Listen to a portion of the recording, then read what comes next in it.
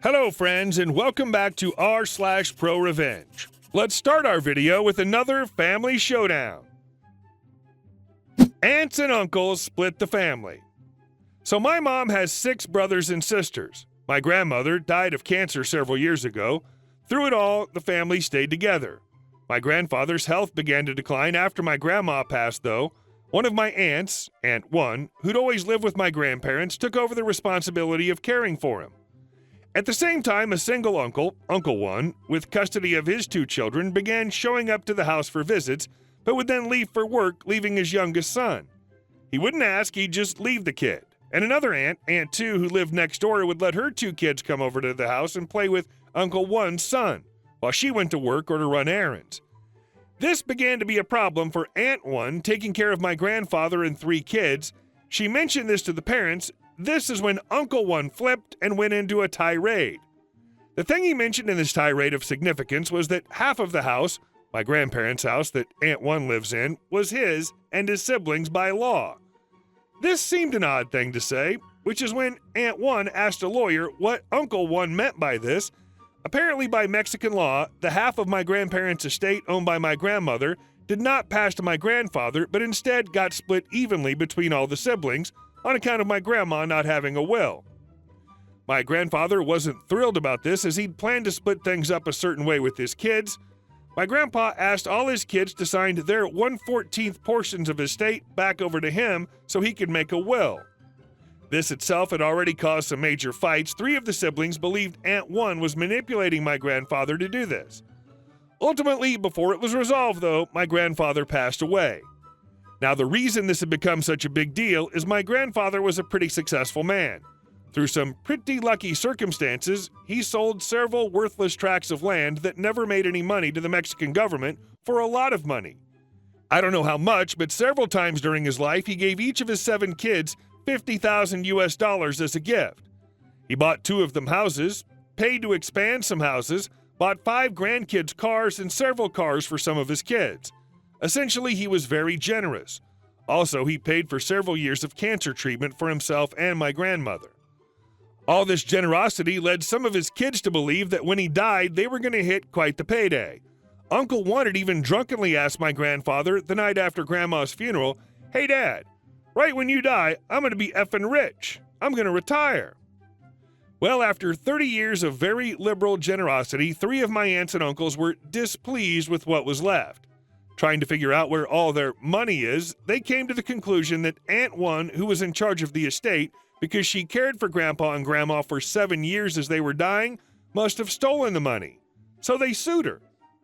The courts found no evidence that this had happened at all, a fact which the ones who filed the suit never believed, but they did force Aunt 1 to sell my grandparents' house, which was the focal gathering point of our family for the last 20 years, and was supposed to be willed to Aunt 1 and another brother. The siblings who filed the lawsuit do not wish to talk to the other half of the family and still think Aunt 1 and my mother have the money hidden somewhere. When I bought my first car, one of my cousins said I probably got the money from Aunt 1. I miss my family. We used to be really close. And our second story. Here you are, sir. I was at my work. I drive delivery for a pizza place, and I was ready to collect my tips and count out for the night. As my manager, let's call him Max, was going through the cash bag to make sure everything was accounted for and put everything in the register, an older gentleman walked in.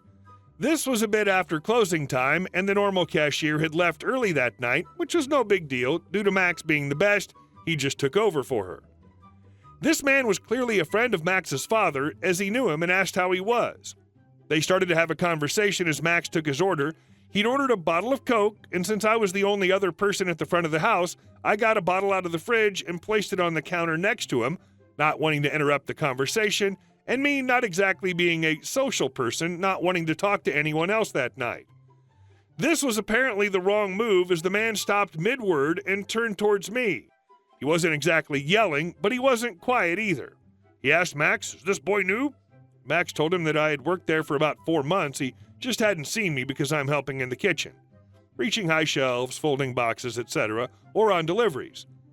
He then started to turn to me. "Boy, when you hand something to someone, you better say, 'Here you are, sir.'" I'm not your damn father, but if I was, I'd beat some manners into your stupid teenage butt. Now stand up straight, look me in the eyes, and try this again. And this time, try to have some consideration for decency and professionalism when serving me," as he shoved the bottle into my chest. Behind him, I saw Max look at me and signed sorry behind the guy's back. We have a mostly deaf cook in the back, so most of us there know a bit of ASL, enough to talk to him anyway. Plus, it's useful for asking things across the dining room or in the kitchen. But his signing gave me an idea. Being tired from the day and done with the man, I turned to him, stood up straight, looked him in the eye, and gave him his Coke. Then I signed, "Here you are, sir. I apologize for the inconvenience and for my unprofessional manner. Is there anything else I can do to help you?" And stepped back with my arms behind my back at parade rest. I live in a military town because it was the most professional look I could take. The man lost all color in his face and looked back to Max, who was just standing there straight-faced and stoic. The man then looked behind him where the other diners were all watching. One table of regulars, people who know me, were trying their best not to laugh. His expression was priceless as he sat down at the far side of the restaurant and did his best not to look in my direction. Max then finished counting me out, and I left through the back. On the way, Max told me that he had this coming and always acted like he should be the most important person in the room and should always get service his way. He told me a couple horror stories about him and how he got his way, including one where service was too slow at a fancy restaurant and he slapped a tray of someone else's food out of the waiter's hands because it wasn't his. Max even said that doing that to him was the highlight of his day. At this point, the man's food was ready and the entire kitchen staff was around us listening to the story that just unfolded. They were chuckling about it as they knew this guy too, him having burst into the kitchen and demanding them to redo his whole table's food because a stray pineapple piece had found its way onto his slice. Hearing the hard times he's given my friends, I asked if I could take his food to him and walked over to his little chair of shame in the corner looking out the window. All the other customers stopped and watched me as I walked to him. He looked at me as I got close and said, "I didn't realize the customers were watching, but you should tell people if you're mute." Frickin' genius, I know. To which I responded, "Oh, I'm not. I just wanted you to have some consideration for decency when being served." He was stunned silent, and everyone in the dining area and the kitchen were laughing as I walk out the front door and walked around the building to my car. Not sure if that stunt will get me into trouble when the boss hears about it, but if so, worth it. And our last story. Fix the vote, lose your jobs. This one is pretty complicated, so it's hard to know where to start. I had a music teacher in high school that got let go for seemingly no reason. Many of us suspected that he was removed because the administration thought he was gay or bisexual. Not sure if he was, though. He later married a woman, if I remember correctly. Back when I was in high school, it was still difficult to be gay and stay a teacher. Because he got let go without an explanation and he was a much-loved teacher, a few of the students, including myself, confronted the administration about the termination, both in a private meeting and at a school board meeting. In all instances, we were not given an explanation for the termination. I was young and probably didn't understand the legality of the time, but in hindsight, it makes sense that they said nothing. Fast forward a few months, and at the end of the year, there's a Teacher of the Year award that the students vote on. A few of us got it into our heads that we would campaign for the music teacher for Teacher of the Year to stick it to the administration and show our appreciation for a beloved teacher. As no one ever campaigns for Teacher of the Year awards, it was probably going to be easy to tilt this one to one side. A few days later, the award was announced and it went to a different teacher who was retiring. At first, I was disappointed, but the more I thought about it, the more it didn't make sense.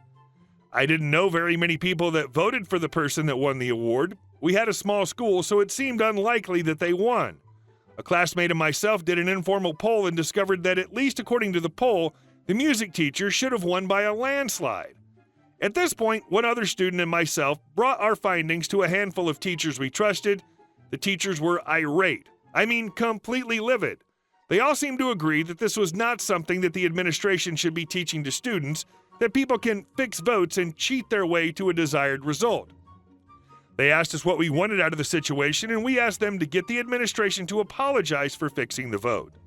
We confronted the guidance counselor and principal who allegedly counted the votes. They got very defensive, denied they rigged the vote, and stormed out. That evening, my father, who happened to be a small-town lawyer, got a call from the teachers. At the time, I was unaware. I learned about this later.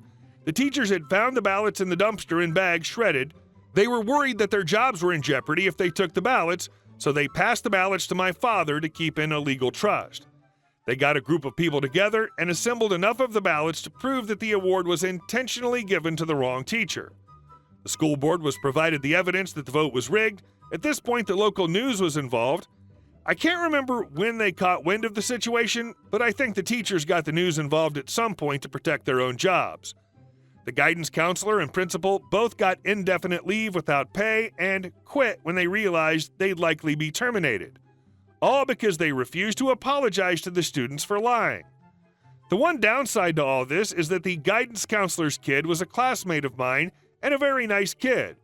I still regret how the situation may have impacted him, as I grew up in a small town. To this day, my father and their family are not on speaking terms because he held those ballots in trust. The whole situation seems absurd. That people would fix a meaningless award to a teacher, and that people would get fired for it was well beyond the world I knew prior to that time. Thank you all for watching the video. I'll see you in the next one.